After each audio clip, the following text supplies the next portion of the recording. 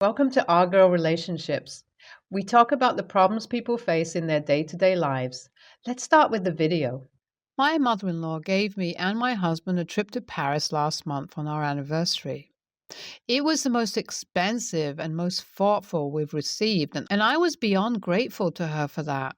It was extra special because both my husband and I work corporate jobs and rarely get time to just take it easy and relax. The few times we have gone out, it's on the weekends and somewhere within 6 hours of traveling. We're both workaholics, and our life is pretty much about working 6 days a week and planning dates on Sundays. So, the sudden gift of a trip to Paris was something that neither of us would propose for a long while. And what mother in law did was an unavoidable push for us to put a stop on our working lives and let our bodies and minds relax a little. So, of course, I was grateful to her for pushing us into taking some time off. Even though I knew my body needed this break and proper sleep, I was too ambitious to do anything about it. Anyway, we were to leave for Paris last week. I had everything packed and ready to go while my husband packed on the last night before we had to leave. He was busy running around the house and tracking down his things to shove them all in the suitcase, and I was scrolling Netflix looking for something to watch. That's when I received a call from mother in law. I answered on the second ring, thinking she must be calling to check in on us.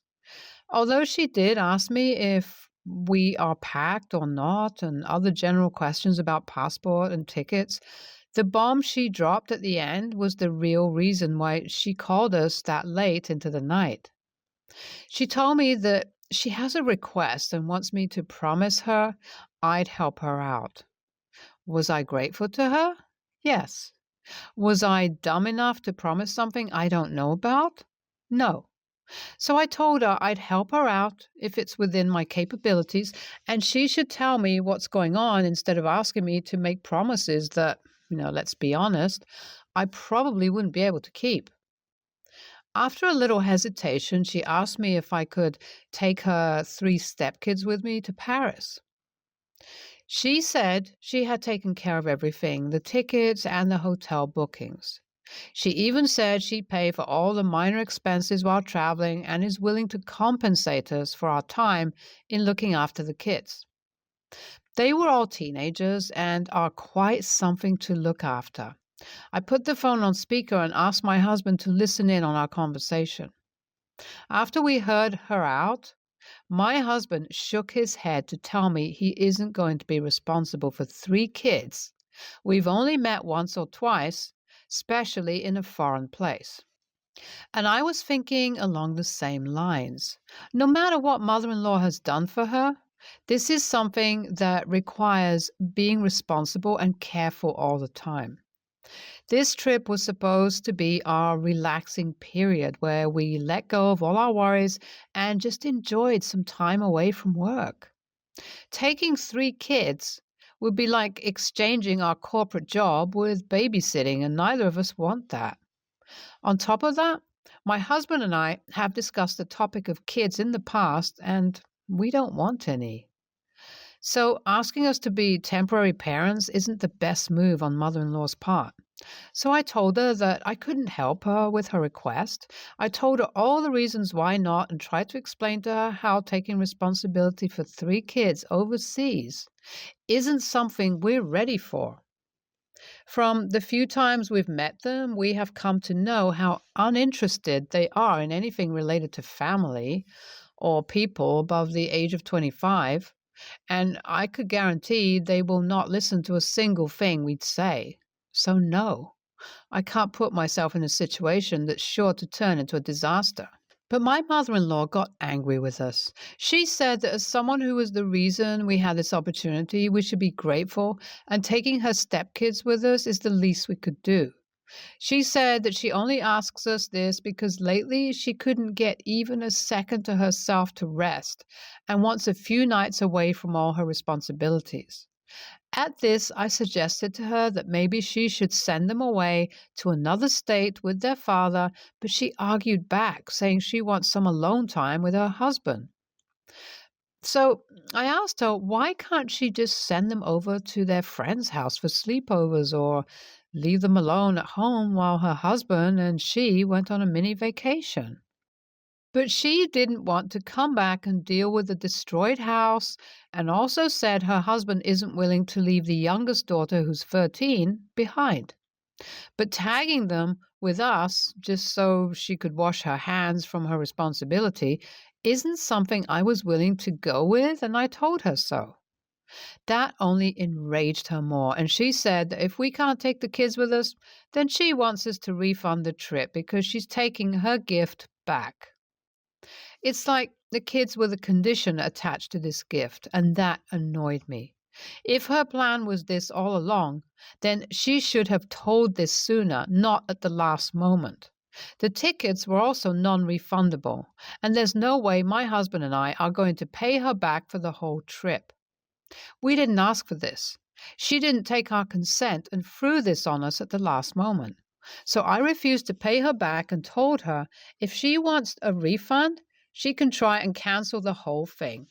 But we all know that's impossible now. After I hung up on her, I asked my husband what we should do now, and he said that we might as well go.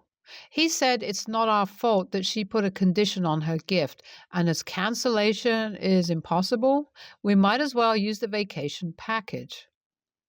I was debating whether or not it's right to go now that we know the truth of her plan, but he convinced me in the end, and we boarded our flights without any complications. Now, I'm in Paris and enjoying dozens of sights and desserts here, all the while feeling a little guilty. I want to ask this subreddit if I'm an a-hole for not helping out mother-in-law and still taking her gift. We came back safely a few days back, and I wanted to call my mother-in-law and see if she's still mad with us, but my husband told me I shouldn't bother as it wasn't our fault that she pulled a trick on us. Also, a lot of you are saying we were in the right, and we don't need to apologize or pay her back for what she did. So I didn't call her and stayed put. That was until she called me and told me that I've gone and done it this time. She was really annoyed and called me names just for not paying her back. I was never in a great relationship with my mother-in-law as we rarely talked, and our occasional chats were always on holidays or celebratory occasions. I never knew she had it in her to be so rude, but she called me a gold digger and said she knew that I wasn't the right woman for her son. She went as far as to blame me for making her son do what I want, and even said that I must be the one who refused to take the kids, even when her son wanted to. At that point, I had had enough of her filthy accusations and told her to shut her mouth. I made it very clear to her how her son was the first one to say no, and even if he hadn't, I would have still done the same thing. I also told her that her calls or texts are no longer welcome in my life, and if she doesn't learn how to respect other people, I don't want her anywhere near my house or my husband. Then I hung up on her. I'm still mad that she would rage on me without any provocation and would go to such lengths just because we ruined her plan. So I told my husband about the call and the things mother-in-law said to me. He was as shocked as me after hearing the accusations and tried to come up with excuses for her behavior. He was saying she must have been very moody lately or hitting menopause, and that's why she's being extra reactive towards small things. That just annoyed me even more because no matter what state she was in, nothing gives her the right to go off on me and insult my whole existence just because I refused to go along with her plan and accept her request. I also told my husband that I'm never letting her in this house or in my life unless she genuinely apologizes for her behavior, and he has to choose between me and his mother. I told him I don't mind if he wants to have a relationship with her outside of this house, but I am not compromising just so he could visit her on holidays and leave me alone. I told him he has to choose who's his priority here and take a side. But he is refusing to make a decision and saying I'm being unreasonable here. He asked me to give mother-in-law some time because he's sure she'd come to her senses and apologize soon. Well, let's see what happens in the next week because if she doesn't apologize, I'm cutting her off completely. Guess who didn't call me back to say sorry? Yes, my dearly loved mother-in-law, and my husband is still blaming her behavior on mood swings. So I put my foot down and made him choose between us. And after fighting with me for about 2 whole days, he finally said he'll prioritize me. So now we're going no contact with mother-in-law. I don't need people who play tricks to get their way in life, and I'm sure we're better off without her. I'll update here if she ever apologizes to me, but I'm calling it now that she wouldn't. NTA, the trip was an anniversary gift, and whether you took the kids or not, you shouldn't have to refund the money for that trip to mother-in-law. She's the a-hole here for playing games. NTA, if my mother-in-law did something like this, I'd go on the trip and then send pics to her just so she knows how happy I am. People like her deserve to be jealous, and I bet you $1,000 she'd do something like this again. My husband, 40 male, and I, 40 female, have 2 kids, 13 male and 13 female. Our children go to a private school and have the same teacher for a few classes, including algebra. On Monday, I was at home when I got a call from my children's school. It was their algebra teacher. He told me about an assignment in the class. The kids had to write 25-word problems relating to their last unit and an answer key. It counted as a test, but they were given a week and a half for the project. He told me that my son was looking for his assignment and couldn't find it and got really upset. The assignment was handwritten. They don't use Chromebooks in math because it is impractical. He then said he was reading my daughter's assignment and read me some of the questions she wrote. All of the word problems were about sports, including naming real athletes in some of them. My son and his friends are the types of boys who make sports their whole personality. From clothes to video games they play, my son's room is full of sports posters. I can't think of the last time he initiated a conversation to me that did not involve sports. My daughter is the polar opposite. She hates sports. She has more varied interests like social media and fashion, but sports is not one of them. He then asked me why my daughter's name was on that assignment. He then sent me a PDF of the assignment that was turned in. When my kids got home, I asked them to sit in the living room with me. I asked them how school went. I then told them that their math teacher had called me. I asked my daughter about the assignment and what types of problems she wrote. She struggled. I asked my son, and as expected, he was trying to remember some examples, and the ones he gave was similar to what was on the PDF. I then showed my kids this, and my daughter admitted to erasing my son's name and putting her own because she didn't do it. And if she had read his problems, she would have seen there was no way she could have gotten away with writing them. But she admitted to not even reading his. I then let my son go, and he looked so relieved knowing that he wasn't going to fail this assignment. I told my daughter I would be taking her phone away as I felt it was distracting her from schoolwork.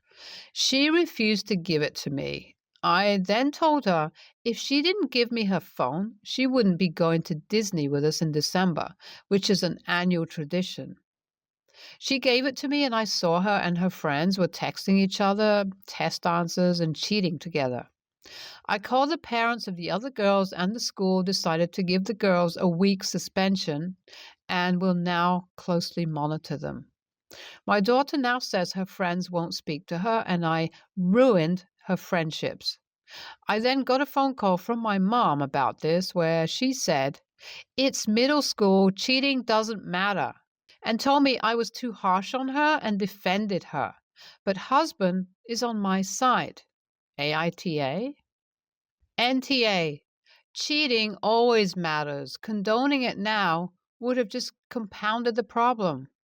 The positive thing is that It's middle school. Cheating doesn't matter, meaning it won't ruin her high school GPA and risk her not getting into the college of her choice. It's not college where cheating could get her kicked out of school. No, the result is that the friends she was cheating with aren't her friends anymore. That seems like a positive outcome. NTA, she is experiencing the consequences of her bad choices, so of course she isn't happy about it. She stole from her brother, lied about it by putting her name on his work, and there's no telling how many assignments she and her friends have cheated on. She knew what she was doing was wrong, which is why she tried to hide it. You'd be remiss as a parent if you didn't give her a consequence for this behavior. The punishment fits the crime. She used her phone to cheat, and now she doesn't have a phone. A phone is a privilege, not a right. Your daughter abused the privilege, so it's only right that she should lose it. I, 17 female, have 6 biological siblings, 5 half siblings, 1 full on my mom's side, and I'm the youngest. While on my dad has 5 biological daughters and 1 stepchild. I'm not really in communication with his other biological children, so they don't have anything to do with this story. The one I'm referring to is his stepchild, who I'll call O. Okay. So my mom's birthday was 3 days ago, and for her birthday, I went a little big. I've been saving up for a while and used that money to buy 7 gold necklaces.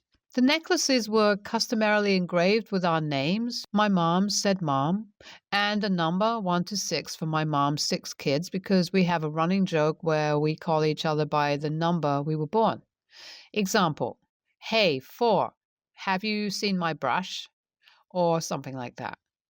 2 days ago, me and my sister, Kay, went to our dad's house since I was out of school that day and he had wanted to see us. When we arrived, we just chilled normally and did the stuff we usually do. The problem began when O got home from school. She had noticed my sister and I had matching necklaces and asked what they were for and if she could see them. I told her that I had gotten them for my siblings and my mother as a gift, and she asked what the number was for, and I explained that as well. O looked excited and then asked where hers was. Now, this is where I might be the a-hole. I told her that I didn't get her one since this was something related to my mom and that it would be weird if she had one because she wasn't my mother's kid. O had gotten upset at that and walked away. I had shrugged, thinking that she was just upset and would get over it because it wasn't a big deal, so we just continued what we were doing. I honestly didn't think it was a big deal since O did eventually come out of her room to chill with us and didn't say anything else about it. That was until her mother came home. I don't know when she told her mom, probably when she was in her room, but she did. And her mom was upset. She thought I was purposely excluding my stepsister and wanted to know why. I tried to explain that I wasn't and that the necklaces were a thoughtful gift. She wasn't hearing it and asked that we, Kay and I, not wear the necklaces while visiting our father.